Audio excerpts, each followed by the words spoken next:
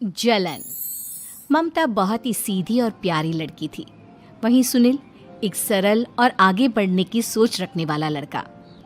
सुनील, बेटा सुनील कहाँ है? अरे जरा एक गिलास पानी तो दे दो। हाँ माँ, अभी आया। क्या माँ, पानी तेरे सर के पास ही तो रखा है, क्या हो गया है? तबीयत खराब है क्या?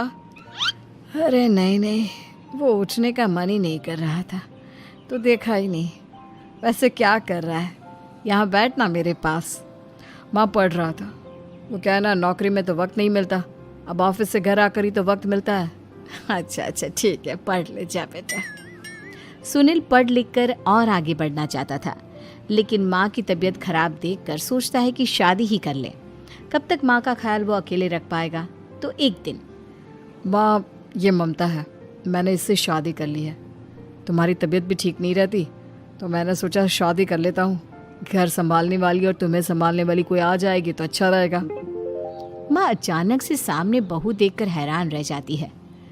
बेटा ये क्या बात होती है? न बैंड, न बाजा, न दहेज, न शगुन, ऐसे कैसे बहू आ गई?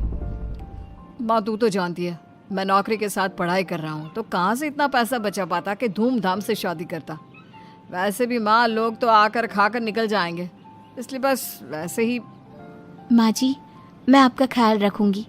वैसे भी ये आगे की पढ़ाई कर रहे हैं, अच्छा कुछ कर गए तो सबके दिन फिर से अच्छे आ जाएंगे। सास को ममता की बात ठीक तो लगती है, लेकिन मन में कहीं ना कहीं लगता है कि कहीं बहू बेटे को लेकर फुर्र ना हो जाए और फिर तो वो रह जाएगी अकेली। बेटा देख, मेरा जो कुछ भी है वो सुनील ही है, और सुनील का भी अब इस दुनिया में मैं ही हूँ और कोई नहीं। क्या सुनील? बिल्कुल माँ, लेकिन आज से ममता भी मेरे जीवन का अहम हिस्सा है, जैसे तू है। सास को बड़ा बुरा लगता है कि उसकी सल्तनत में कोई और हिस्सेदार कैसे हो सकता है। कैसे कोई और उसके 30 साल के बेटे की जिंदगी में अचानक से आकर बराबर का हिस्सेदार बन सकता है। देख बहू, मैं भले थोड़ा बीमार रहती हूँ, लेकिन इसका मतलब यह नहीं कि घर की चीज़ों में मेरा कंट्रोल खत्म हो गया है। मैं आज भी इस घर की रानी हूँ, समझी? बेटा सोचता है कि ये माँ को अचानक से क्या हो गया। कल तक जो माँ कहती थी कि जिंदगी का कोई भरोसा नहीं, वो अचानक से जंग के मैदान की झांसी की रानी कैसे बन गई? माँ क्या हो गया है? सब ठीक है ना? अचानक कैसी बात कर रही हो? ममता का आज पहला दिन है, स्वागत करो उसका। आसपास की आंटियों को बुलाओ, नई दुल्हन की मुंह दिखाए करवाओ। खैर, सास होने का फर्ज निभाती है और बाद में एक सहेली के साथ बाहर निकल जाती है। क्यों नहीं बताया नहीं कि बेटे का ब्याह कर रही हो? वैसे तो सारा दिन हम ही में घुसी रहती हो। अरे मुझे भी तो अभी पता चला, यूं अचानक सर पर लेकर आ गया। कहता है बहू है माँ तुम्हारी, अब इसको भी इतना ही मैं प्यार करता हूँ जितना तुझे करता हूँ। लो जी, ये क्या बात हो गई? क्यों इतना प्यार करता है? अरे माँ का प्यार तो ज़्यादा होता है। अब उसको तो कोई दूसरा पति मिल सकता है, लेकिन तुम ही बताओ, क्या माँ की ममता किसी और की हो सकती है? ना जी ना, बेटे को समझाओ ये बात। अरे क्या समझाऊं, मुझे तो खुद ही समझ में नहीं आ रहा कि क्या हो रहा है। जो बेटा कल तक माँ माँ करता था, अचानक से बीवी बीवी का राग आलाप रहा है। देखा, उसकी बीवी ना सुंदर और जवान है। सुंदरता के आगे तो एक से एक नहीं टिके, तो तेरा बेटा किस खेत की मूली है? सास को भी समझ में आ जाता है कि बहू की सुंदरता के आगे माँ का प्यार किसी काम का नहीं। उधर बीवी, ए जी, अम्मा जी सहेलियों को छोड़ने गई थी, अभी तक आई नहीं, हम देख आए क्या? अरे रहने दो ना, आ जाएंगी। कहाँ जाएगी, उनकी आदत है, एक बार जाती है तो पूरी पंचायत खत्म करके ही आती है। अच्छा ही है, खाना वाना खा कर गई होगी। छोड़ो ना, घूमेगी तो खाना पचेगा नहीं तो ऐसे ही खाट पकड़ लेगी। बहू भी शांत हो जाती है। उधर सास सोचती है कि आज थोड़ा देर से ही घर जाती हूँ, जब बेटा परेशान होकर ढूंढेगा तब मजा आएगा। बीवी को खुद ही पता चल जाएगा कि माँ के आगे उसकी दाल नहीं गलेगी।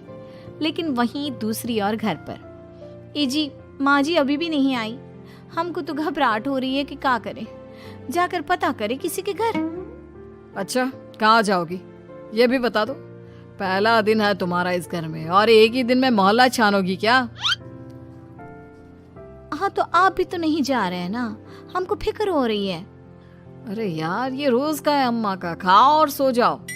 बस फिर क्या था। बेटा बहू खाना खाते हैं और कमरे में सोने चले जाते हैं। उधर जब सास को कोई देखने नहीं आता तो वो हार कर घर आ जाती है, जहाँ वो देखती है कि सारे घर की लाइट्स बंद है। सास को गुस्सा आता है। बहू, ममता बहू कहाँ हो? लेकिन सारे दिन की थकी बहू को ऐसी नींद आती है जैसे किसी ने भांग की गोली खिला दी हो। वो तो नहीं उठती। उठकर आ जाता है बेटा। अरे क्या बात है अम्मा, काहे चिल्ला रही हो? अरे सो जाओ ना, सुबह की थकी है बहू, वो सो रही है। जोर से बोलोगी तो नींद खुल जाएगी उसकी। माँ को गुस्सा आ जाता है। फिलहाल तो सो जाती है, लेकिन मन ही मन ढेर सारा जहर बहू के लिए भरा होता है। सुबह बहू चाय बना रही होती है कि सास धीरे से गैस तेज कर देती है, जिससे चाय का बर्तन जल जाता है। और जैसे ही बहू चाय का बर्तन उठाती है उसका हाथ जल जाता है। मेरा हाथ जल गया। वो जोर जोर से चिल्लाकर इधर उधर भागती है कि सास थोड़ी देर में उसके हाथ में पानी डाल देती है। हाय रे बहू, क्या कर रही हो? पहली बार रसोई छुई हो क्या? सासू माँ गलती से गैस तेज रह गई थी और बर्तन जल गया, जिससे मेरा हाथ जल गया। हाय रे, कितना गंदा दाग। छी छी छी छी, मुझे तो उल्टी आ रही है तेरा गला हुआ मांस देखकर। तू ना मुझे अभी साथ से खाना मत लगाना। बहू भी खुद का हाथ देखती है तो उसे भी रोना आ जाता है। कुछ दिनों के बाद सास की सहेली आती है। बहू चाय बनाकर लाती है। उसके जाने के बाद सहेली कहती है, बहू की सुंदरता ऐसी है कि कोई भी दीवाना हो जाए। वैसे तेरे बेटे का क्या हाल है? अरे वैसा ही है, बहू के पीछे लट्टू। क्या करूं, कुछ समझ में नहीं आ रहा। मैंने तो बहू के चेहरे पर दिवाली के पटाखे की चक्री फेंक दी, उसका पूरा चेहरा जल गया। अब देखो ना रही सुंदरता, और ना ही अब मेरा बेटा उसे पूछता है। अरे अब तो वो उसे छोड़कर दूसरी भी देखने को बोल गया है मुझे। बहू सारी बात सुन रही होती है। आंटी एक बात बताइए, क्या भरोसा है कि दूसरी सही आए और आपके अनुसार रहे? देखिए आंटी, मेरी सासू माँ को गलत बात सिखाने की जरूरत नहीं है। हमारा परिवार साथ में खुशी से रह रहा है। देख बहू, मेरी सहेली की बेइज्जती ना कर, वही अच्छा रहेगा तेरे लिए, समझी? बहू नहीं मानती है। वो बार बार उनकी सहेली को घर से निकल जाने को कहती है। तभी सास की सहेली पास के चूल्हे से लकड़ी लाकर बहू के चेहरे पर लगा देती है। बहू जोर जोर से रोने लगती है। अरे ये क्या कर दिया? मैंने कहाँ किया, ये तो तूने किया। तू ही नहीं चाहती थी कि बहू बेटे के साथ रहे, भला मैं क्यों करूंगी?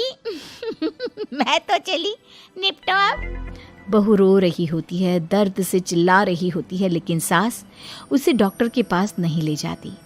तभी पति आता है। क्या हो गया ममता? ये दाग कैसे लगा? तुम कैसे जली? ममता कुछ नहीं कहती, बस दर्द से करा रही होती है। पति माँ की तरफ देखता है। हो ना हो माँ, ये पक्का आपका काम है। आप ही ममता से जला करती थी ना। देखना माँ, अब पुलिस आएगी, केस बनेगा, लेकिन पहले मैं ममता को अस्पताल लेकर जा रहा हूँ। सभी अस्पताल जाते हैं, जहाँ डॉक्टर ममता की सास से कहते हैं, आपने तो नहीं जलाया ना बहू को? अब ममता की सास के तो पसीने छूट रहे होते हैं। वो घबरा कर कहती है, ना ना डॉक्टर साहब, कैसी बात करते हैं? हम क्या जलाएंगे अपनी बहू को? डॉक्टर ममता के पति से पूछते हैं। देखिए, क्योंकि ये ससुराल में जली है तो मामला पुलिस का बनता है, तो आप पहले पुलिस को बुलाइए, तभी इलाज पूरा होगा। सास डर जाती है कि अब तो बच्ची जिंदगी जेल में ही रहना होगा। रहने दीजिए ना, पुलिस को क्यों बुलाना? सारी हंसी खत्म हो जाएगी जब पुलिस के डंडे पड़ेंगे। बहू को जलाना भले ही बहुत आसान हो, लेकिन उसके बाद सारी जिंदगी जेल की हवा खाना।